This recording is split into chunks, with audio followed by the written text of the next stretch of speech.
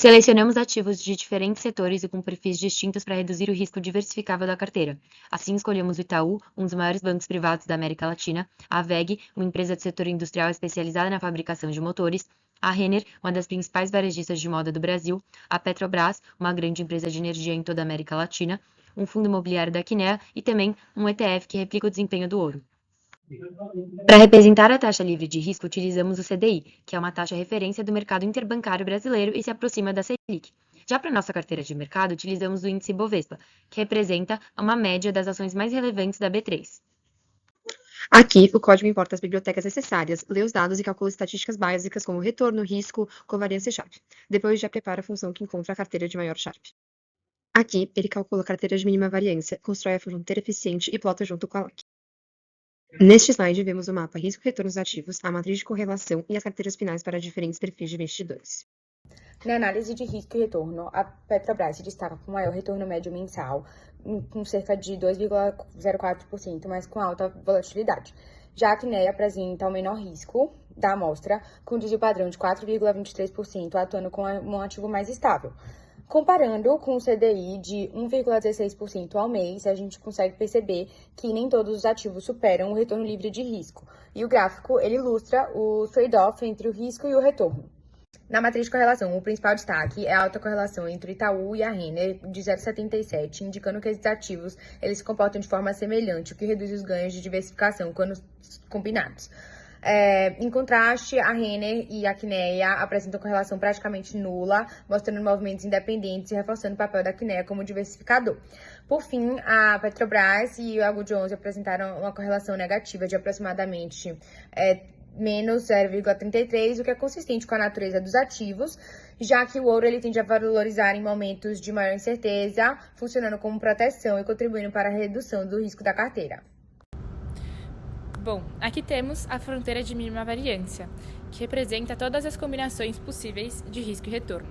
O ponto mais à esquerda é o portfólio de mínima variância global, que entrega o menor risco possível dentro do conjunto de ativos analisados. E a partir desse ponto, destacamos a fronteira eficiente, que reúne apenas as carteiras que maximizam o retorno para cada nível de risco. Ao introduzirmos o ativo livre de risco, representado pelo CDI, traçamos a linha de alocação de capital, a LAC. Essa linha parte do CDI e tangencia a fronteira eficiente no ponto de tangência, que representa a carteira de risco ótima. Esse portfólio é o mais eficiente em termos de retorno por unidade de risco, ou seja, ele maximiza o índice de Sharpe. E a partir dele, a gente consegue combinar o risco e retorno de forma mais eficiente do que apenas investindo nos ativos de risco. E agora, passando para a LAC ótima com os perfis de investidor, cada ponto ao longo da LAC representa uma combinação entre o ativo livre de risco e a carteira ótima, e os investidores mais conservadores alocam maior parte no CDI, reduzindo o risco da carteira. Já os investidores mais agressivos aumentam a exposição à carteira de risco, buscando retornos mais elevados.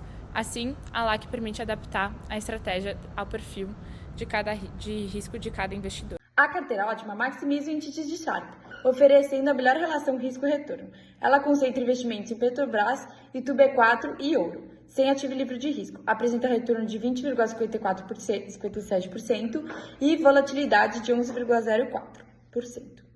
Já para o investidor com perfil conservador, ele tem alta aversão ao risco, com um gama igual a 11, com maior parte investida em ativos livres de risco.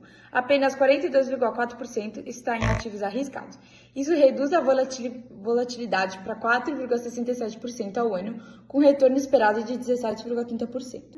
O investidor moderado, com aversão ao risco igual a 5, equilibra risco e retorno, alocando 29,4% na carteira de risco e 70,6% no CDI. Obtém retorno esperado de 18,36% ao ano, com volatilidade de 8,32%.